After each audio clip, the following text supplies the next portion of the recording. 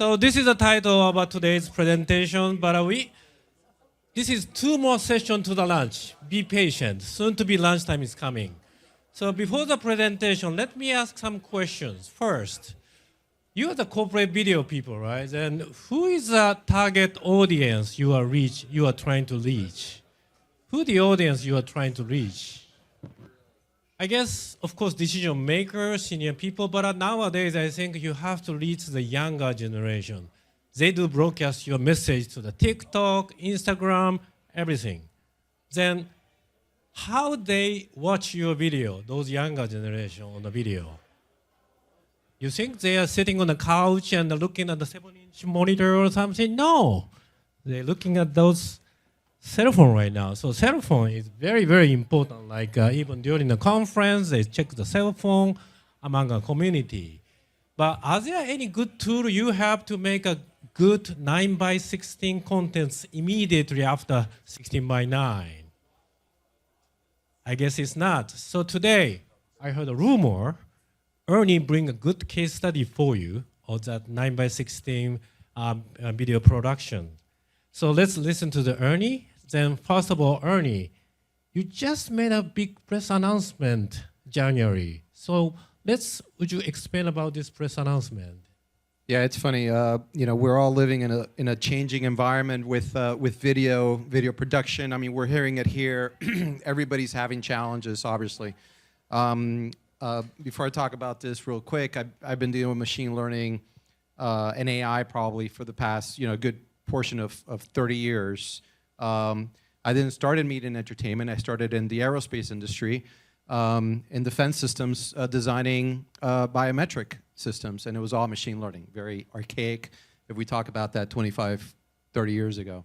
So it's been here for a while, but it's gotten so good that it's a challenge for our professions and what we're doing. But in everything I've seen in our profession, you got to adapt to what that change is and learn what's coming next, so you can be up to par with what's next, right? With what comes. Yeah, if not, you don't become relevant in your profession, what you've done in your career in the past 10, 20, 30 years. And so we came up with a solution that was very adaptable to a problem that NBC had. And we talked, we presented it, and they didn't like it initially. It wasn't something that was really something that they were going to take on. And they figured out that if we adapted our AI solutions, because obviously we had taken on some knowledge about AI systems in the past, that it could work for them because of the changing market, because of the changing demographics of the younger population, and they know that, right? For their own productions, they know that the younger population is not looking at these screens or looking at other devices, right? We all have it in our pockets. And they need to adapt. So by looking at real-time applications of delivering content to smaller screens, right, to these things, they know that they're going to increase their eyeballs, right? And so therefore, this particular product that we're talking about is a product that adapts streams, live streams, on a 9:16 real-time processing without having to do a post.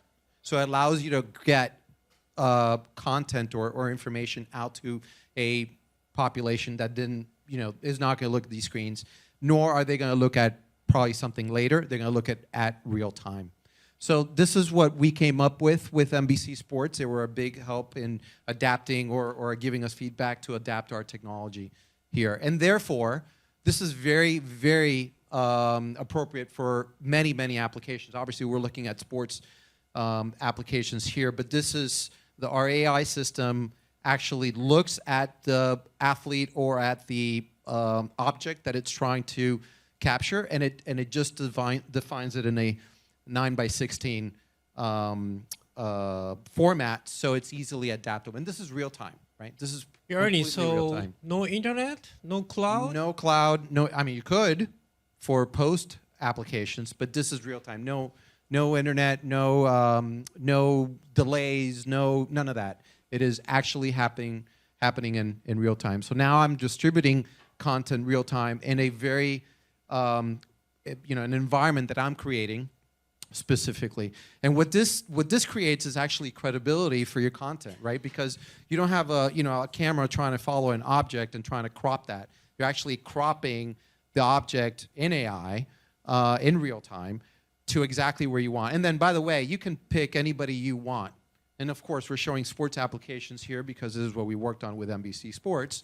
But if you want to adapt this to the corporate boardroom or entertainment applications, and we're having multiple conversations with many entities, and they're looking at this like, wow, if I'm having the Oscars, I don't have to actually have a camera and follow it through. I can just adapt to that object, whatever I'm following, and transmit that real time to whatever device I want to transmit to. And it could be, by the way, these are people, but you can do objects, and obviously a ball or ball tracking or whatever. And those are other applications we're talking about. Yeah, I'm sorry. This has to be the video playing, but it's stopped. I'm sorry. Yeah. So you can do the auto detection of the person, or you can do manually, or you can check. If you have a camera cut, sometimes difficult to track the people, then you can do the manual. If you can track the ball or people, anything as just Ernie mentioned, you can do in the real time. And then you can bring the gear on the field. No internet, no nothing. You can transmit streaming to the video. That's a cool stuff. So you're probably saying, well, what does that matter? Is I can do that no matter what. Yes, there are tools out there. No doubt there are tools out there, but not real time. So, this for presentations or board meetings or a CEO message, it allows you to create credibility on that shot, right? If it's stable and it's something that you're actually trying to transmit to your population, and most today are younger generation that grew up with touchscreens and phones and iPads and the whole thing. It gives you're going to attract more of that audience versus not, right? And it allows you just to be more adaptable and more credible in your messaging, whatever you're trying to transmit within the corporate environment. Well, if multiple people speaking, how that happen? Yeah, multiple speakers, same in sporting events, right? You can select the individual speaker that you want. And you can have the option, well, I want this one first and that one second, or whatever the case might be. And then again, this will switch back and forth depending on what speaker is speaking, because it's audio detecting as well, right? Or whoever has the mic closer to the mouth. Things like that. It's very adaptable, obviously, as we all know, AI, you can just train it and it'll pretty much do what you're telling it to do. I want the person that has the mic all the time to be the center or the cropping individual or object that I want to track. Yeah, that's your choice. So we call it the active speaker tracking.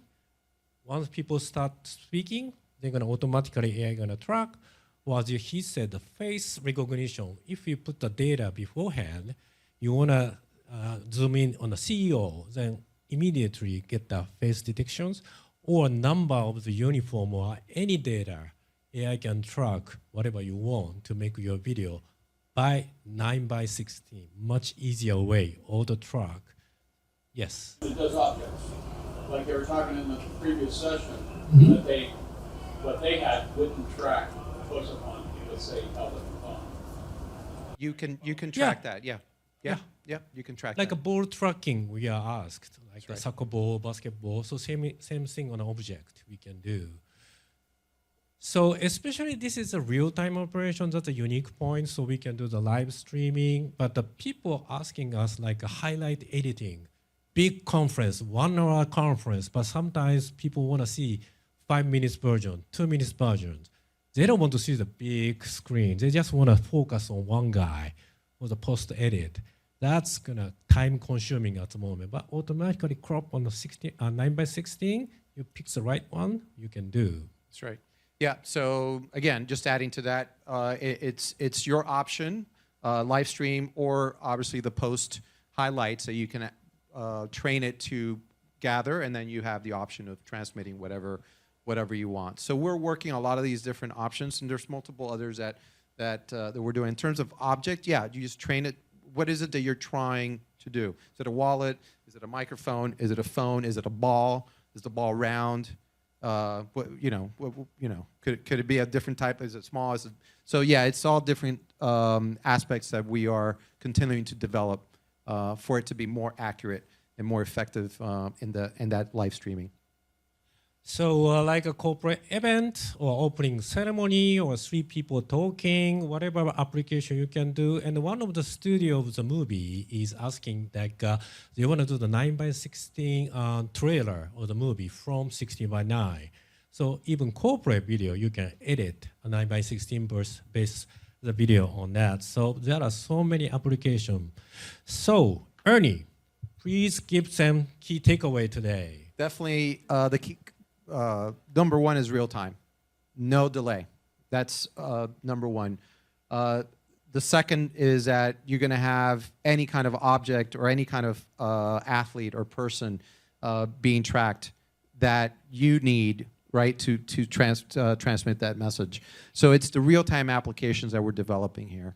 We're partnering up with NVIDIA as well on different applications as well that we're working with them and solutions that they're providing from an AI perspective. We're using their core because that's the horsepower that we need to do this in real time. And it really, you can apply it to anything. I mean, we obviously are our foundation is broadcasting, but we're delivering solutions to corporate, house of worship, pretty much any sports entities or any kind of company out there. Yes?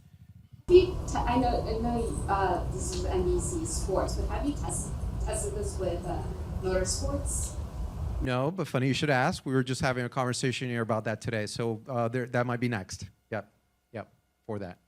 And the fast action. I mean, one of the things that we tested, I can't say exactly what, but one of the things we tested specifically with NBC was a very fast motion. They were very, sorry, I got to finish.